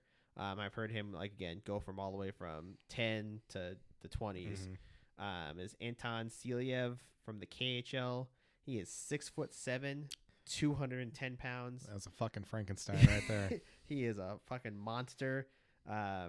From what I've read, he just plays his size. Sometimes he makes poor decisions, or he's still learning. But again, he probably had a giant growth spurt. I was about to say, yeah. I'd be learning how to skate well and play my game too if I was 6'7", 210 pounds all of a sudden. Yeah. So next Zdeno Chara. Yeah, that has. I don't think we are hurting for defensemen, but that I has also don't Golden think Knights written all over it. As we'll say, I also don't think you say no. No, I mean, what? Petro's 6'3". McNabb is about that same height. I think the biggest guy is Haig. Haig 6'6". Everybody except for Theodore is over 6'2". And that's the. I mean, not saying he's going to play immediately, but even Korzak is like 6'2", 6'3". Oh yeah. Everybody's big, and that kind of fits That's your kind of profile. That's the archetype for how we won the cup. Exactly. Is big, mobile defense. Yeah, exactly. So if he can pick up his skating, I think he might be. great. Yeah. I think all those guys are a good target, and then even if we trade down to get cap space, fine by me. Can I tell you my dream scenario for this draft? Go for it. So we trade up. Mm-hmm. It would probably have to be Utah, but then I don't know if this player should be taken at this spot, because if he makes it to 9 Calgary, he will be taken by Calgary. I would love to trade up and find a way to draft Tej Inglia. Oh yeah, Jerome's son, right? Yep. He's a crazy hard worker. He's a better version of, I think I said, who was that? Andrew Basha. Andrew Basha. He's a better version, bigger version, and has the pedigree of being the son of Jerome Iginla, one of the hardest working men in hockey history. And I don't know if this is just very casual analysis, but just seeing the clips of him in his interview talking about his draft interview, I'm like, I just love this kid's attitude. Yeah. I think that's important. I think another one. You said Utah's in the top 10, right? Yeah, we should have brought like this that. up. I want to say in that 6 to 8 range. Something like that. I can look really quick. If we were to jump up there, for whatever we give them, I would say probably like a Caden Lindstrom is a guy I really love. Kind of big. Whatever we pick up there, if we kind of pick up a guy that's in that top 10 range, if we choose to. But I think the definitely move up and get a guy. But if we keep our pick, there's a variety of players in that range. We can keep our pick, or we can trade down and get a second or third, and a depth piece. Are we gonna do that at the Sphere though? Yeah, that's true. I'm pretty sure the only reason we didn't trade this year's first round pick was because we want to make our own pick at the Sphere. I agree. Just some quick news. I know we're running a bit long. Some quick hits. I've got Jacob Markstrom to the New Jersey Devils for Kevin Ball, a first round 2025 top 10 protected, and I think the Flames retained 30% of his salary. 31%. Great deal. Yeah, I don't know what else to say. I'm like, was that borderline a fleece? I would say. That's the thing with goalies, though. They never seem to get as much as you think they're going to. I mean, Markstrom is older, and he's had some inconsistency to his game. Inconsistent. He's shown his age, but you could also make the argument the Flames coaching didn't protect him as well as they should have. I think he's kind of the definition of give him a fresh start. Exactly. And give him some stability. Exactly. I would say that Calgary franchise has been far from stable the last 2 years. Very unstable, to say the least. Yeah, I think this is a great trade. Kudos to the Devils. They addressed a huge need. Huge need. I mean, they're now going into this year with a tandem of Jacob Markstrom and Jake Allen. And then they also have a great tandem. They're able to keep Akira Schmid and Schmid, and then who's the other kid? Schmid and one more guy there. That's another young guy that played in their AHL. They're able to keep their goalie prospects and have to give them up. I mean, not that Calgary needed them. They have Dustin Wolf. I think they're set. And then the other big trade we saw was Pierre-Luc Dubois for Darcy Kemper, just straight up. So nothing else. I would love to hear your thoughts on this because I think this was a great trade for both teams. I feel like I've been seeing a lot of vitriol about this, and what were they thinking? This is so stupid. Okay, let's be real here. The Capitals are not competing. No, anytime soon. They got swept. They got swept. By the Rangers. They barely got in the first round. I usually don't like to be the guy that says they didn't deserve it, but they didn't deserve to be there, to be honest. Okay. Any Capitals fans listening, I highly doubt you are, but I'll hedge myself here. No offense, but this team is awful. Team exists to feed Alexander Ovechkin the puck until he gets the only goal of this franchise is to get the goal for Ovi. And honestly, I don't think that's bad. You got your cup, get the record, and that's great. That's it. Get out. I would do the same thing in their shoes, but yeah, if all Pierre-Luc Dubois does is feed Ovi on the power play for 2 years, mission accomplished. Yeah. Mission accomplished. And you dumped a contract that wasn't working for you. I mean, even when that contract was signed, it was kind of shocking for the amount. It was definitely a post Stanley Cup sweetheart deal. I don't know if that's the right phrase. It was basically a post cup deal. Like, oh, you won the cup. That means we're gonna overpay you by at least $1 million. PLD never won a cup. Oh, I thought you were talking about Darcy Kemper. Oh yeah, Darcy Kemper. No, 100%. That was a sweetheart deal because he won. A cup. Yeah, because that's why to make it about Vegas again real quick. Aiden Hill 4.9, a little rich, but honestly he could have asked for a lot more in the market, and he probably would have got 5 or 6 million. Oh yeah. I mean, 0.9 to 5. That's not a lot. But yeah, he probably would have got 5.9. I should say. Exactly.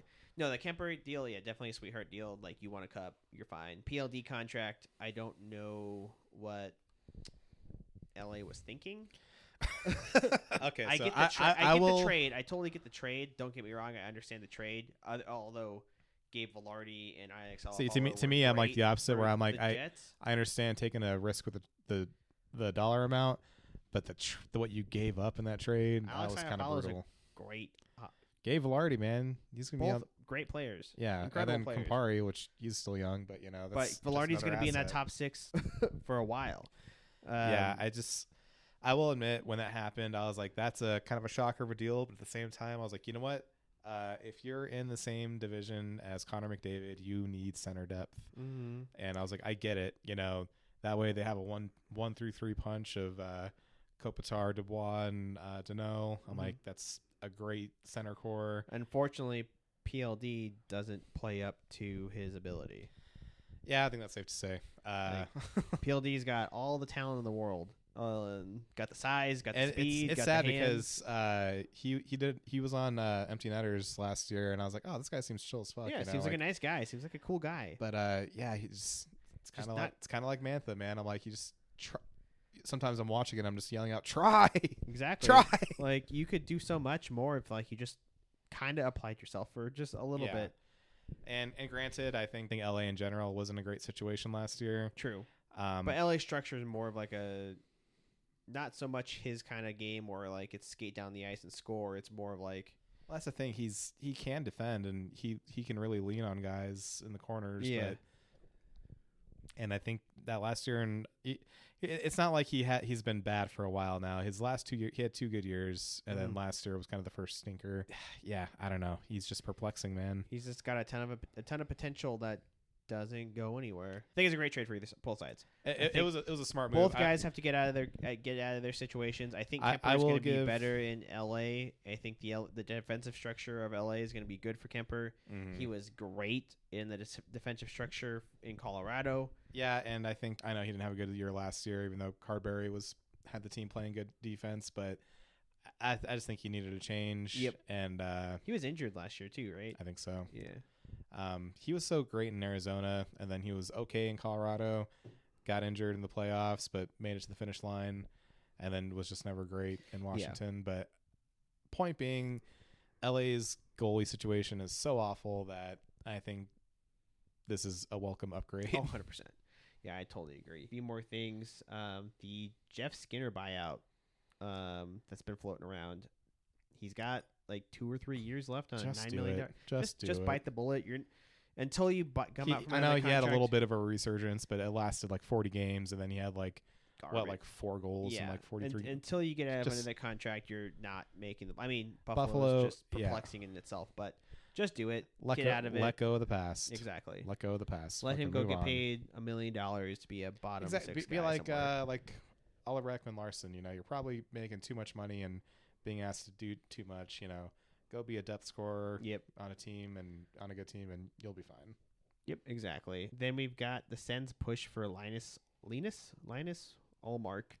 And then I also heard that Linus Ullmark. I also heard that we're in the mix. And then also, who else was in the mix? Us, the Sens, the Red Wings, supposedly. A lot of guys, a lot of teams. I don't know why we would need to be.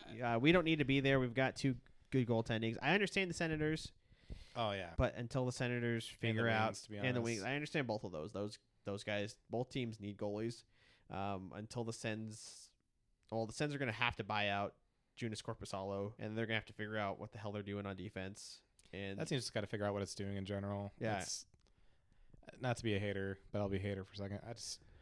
I have zero respect for that fucking franchise, man. It's a fucking clown show. I don't know. I don't know what they've been doing for the last since they The made rebuild is over. since they made the cup. The rebuild is over. What, over 10, 15 Did they years make the ago cup?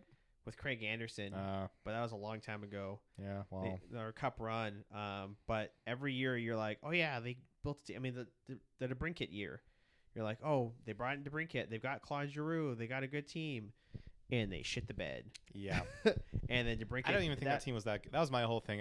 Every year it seems like, oh, they made these trades and they had that good young core. I'm like, well, how good is that young core? Exactly. Like, one, they're not so young anymore, and two, they're just not that good.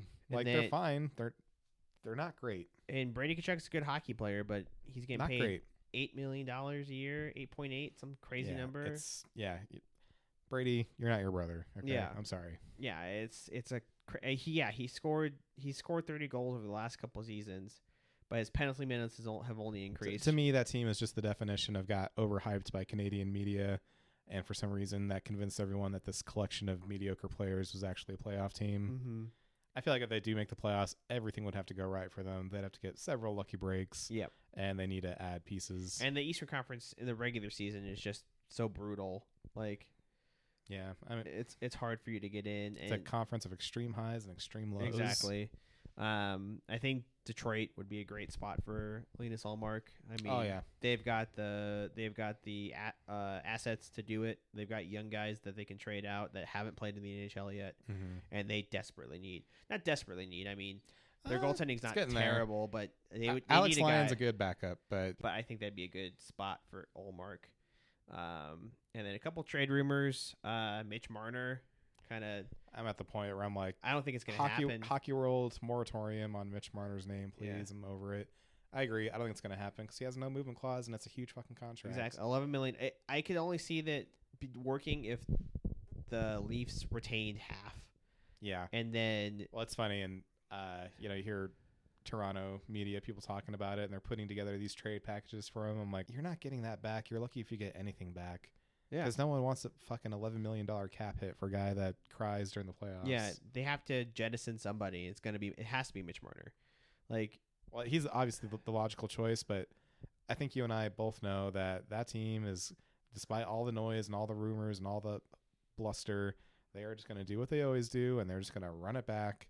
They're going to switch around some bottom pieces and say, hey, we made change. We fired the coach and we brought in we instead of extending Tyler Bertuzzi, we signed Daniel Sprong. Like, oh wow, great. Oh, Daniel Sprong, I would think he would be 100% great for that team, but it's not even gonna be Daniel Sprong. It's gonna be like, oh, we signed some dude from the KHL or the SHL. He was great. We brought in Warren Fogle. Oh, like Byron Freeze is their third line center. Did he play for the Silver Knights last year? And their defense is still bad. Yeah, now that's a championship team right there. And now they're gonna depend on Wool. Yeah, who can not play more than 25 games in the season.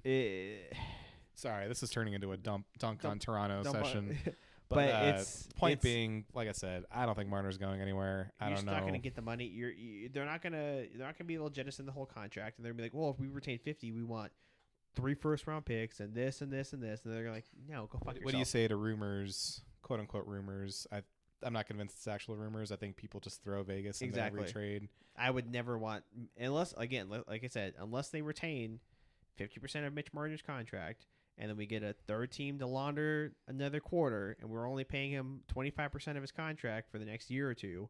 That's the only way I'd be comfortable with Mitch Marner. I'd still say no because he would fucking fall apart in the playoffs. Yeah, exactly. Just imagine how Vegas plays playoff hockey. Just paint the picture, Petrangelo's fucking breaking someone's nose in the corner. Yeah. Butch is screaming his head off at someone. Exactly. Fucking, Kolesar's splitting someone's chest open, and then Marner would just be on the bench, just like shaking and crying like a fucking corgi. Exactly. Like, and in Mitch Marner's defense, I think Babcock kind of ruined that poor kid. He broke him. He broke that boy. But then another trade rumor, speaking of the Sens as well in Canada, is Brady Tkachuk brought that name up. It's been brought up. I think the GM came out and said those are false. Yeah, I think he said he has no interest in moving him. I would rather have Brady on the team than Mitch. Because he plays the game that we just talked about. Exactly. But he makes too much money for what he brings, man. Yeah. Makes like 8 point something. An insane amount of money. Yeah, and He makes more money. He makes more money. Does he even break 60 points in a given year? Like he has. He scored 30. He scored 30 goals or more in the last 2 or 3 seasons. I think he's been like in the 60 to 70 point range. Yeah, the kid's got a temper though. Yep. And then, those penalty minutes only get higher. You don't want a guy that's in your top 6 taking, 140 penalty minutes a season. If we could get him for 6, sure. Yeah, exactly. Like I said, like you said, I don't think it's even going to happen. Exactly. Anyways. One more big fun part: Utah, Arizona. Jesus. Before we sign off, I said this the other day. I'll say it again. As someone that's a team in the desert, I just pity them, and I look at them and I think, there go I, but for the grace of Bill Foley. Exactly. Thank God we have competent ownership, because goddamn. Everything we've seen come out has been disaster. Well, the latest bit of news, for context, if you guys haven't heard, is the Arizona State Land Department or whatever, they canceled the auction for the parcel of land for the arena, and they canceled it because Arizona, the team, did not bother. I didn't say the team, specifically Alex Marullo. Yeah, Alex Morello, the owner, did not bother to check the zoning laws and get a land permit. Get the permit that he needed. I think he just heard, oh yeah, it's zoned for hockey. Fucking like a rec center level rink, not a fucking arena. Full NHL arena with like development around it. Yep. The sheer level of incompetence for something as big as an NHL team, like it's staggering. And I feel bad for Coyotes fans. Yeah, I love Coyotes fans. Exactly. Like as much as we love hockey here in Vegas, you and I both personally love hockey in Vegas. It's only been here for 7 years, and the team has embraced it. But imagine being living in Phoenix where it's like 4 degrees hotter, and your team is just shit, and your ownership doesn't care, and they intentionally just fumble. And then everything. When you're finally getting a good team together, looks like the up and up, and you lose your fucking building, lose your franchise, you lose your building, your franchise, and then go into a college arena that seats less than the Lee's Family Forum. For an NHL level team, tickets are more expensive because it's closer. I mean, I try not to shit on the mullet situation when I thought it was a temporary stopgap. I was like, okay, it sucks, but it is what it is. Well, apparently there was just never a solid plan to begin with. Ever. I think Alex Morello had been like, yeah, we'll just stay here for 10 years. Exactly. I knew that team was going to get sold as soon as their Twitter put up, oh, here's the rendering of the new arena, new site for the land auction that we haven't bought yet. Exactly. I'm like, this shit's done. That's what they're like, guys, look at all these great plans. And I'm like, wait, don't they still have to go to an auction in 3 months and win the auction? Yeah, that was just stank of desperation. But again, to bring it all back to what this podcast is all about, the Golden Knights, is some owners don't have pockets nearly as deep and aren't nearly as committed or as intelligent as Bill Foley. Yes. So that man's praise be that Bill man Foley. is a legit billionaire. There go we, but for the grace of Bill Foley. Yep. Willing to spend, willing to be in those hard conversations. And you know what? That man brought a team here and said, oh no, City of Las Vegas, you're not paying any money for my arena. I'll pay for it all out of pocket. Yeah. Make it easy. I'll build this whole thing. I'll pay for this whole thing. I'll do everything. You know what he did? Did exactly that. He said, Cup and 6, brought the Cup and 6. This is going to be a big off season. A nice long off season. Yes. Yeah, agreed.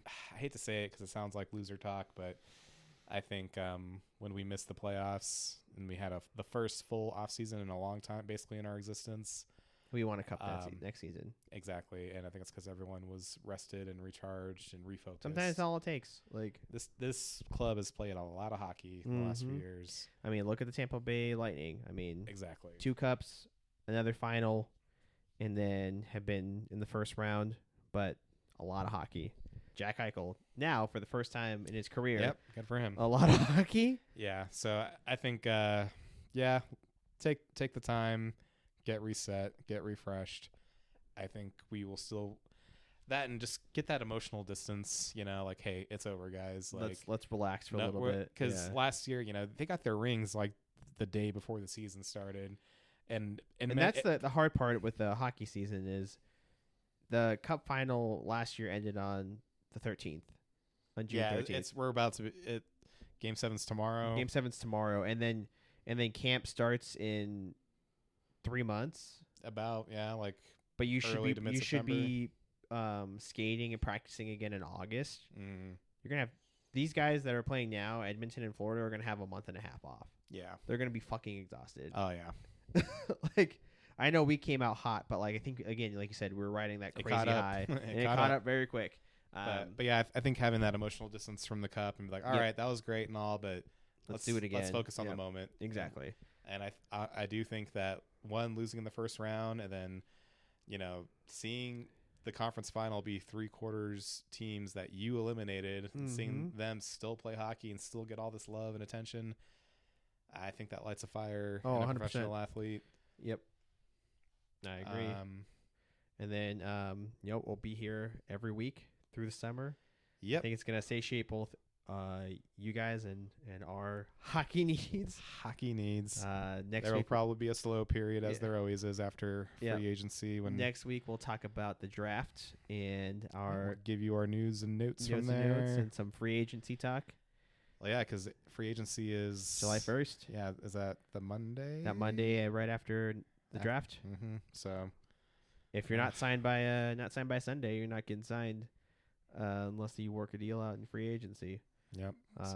So crazy. Some big news coming up. You think Florida has a chance? I think any Paul Maurice team has a chance, other than last year, of course. I think any Paul Maurice team's got a chance. They just have to play up to what they are. Alexander Barkov showed up. Carter Verhaeghe, Matthew Tkachuk. Carter Verhaeghe is on a fucking milk carton, dude. Carter Verhaeghe, Matthew Tkachuk's also on a milk carton. Sam Bennett. He had a big goal one of those games, I think, but yeah. Sam Reinhart. What happened to this team, dude? That top six team is so good. Evan Rodriguez dried up after their first 3 games. That top 6 has disappeared outside of Barkov, and they got to pick it up. I mean, they got to pick it up because the top 6 for Edmonton sure as hell is doing the same thing. Yeah. All 4 lines of Edmonton are doing the same thing. Warren Fogle and Adam Henrique and Ryan McLeod and Sam Carrick have been scoring. Good for them, but God, what a nightmare. Exactly. What a nightmare in Las Vegas. It is 111 degrees. And we're talking about a potential Oilers Stanley Cup win. Just imagine a long summer of Oilers talk. God. Neither of us have a gun, but I'm going to buy one if they win tomorrow. Hey, we got ours. Jack Eichel got his before Connor McDavid. Jack Eichel got his before Connor McDavid. Jonathan Marchessault's Conn Smythe winner. Go Cats. Go Cats. We'll know this time next week, I guess. I hope that doesn't bite us in the ass by next Sunday. I don't give a shit. All right. Thank you for listening. Bye. Take care.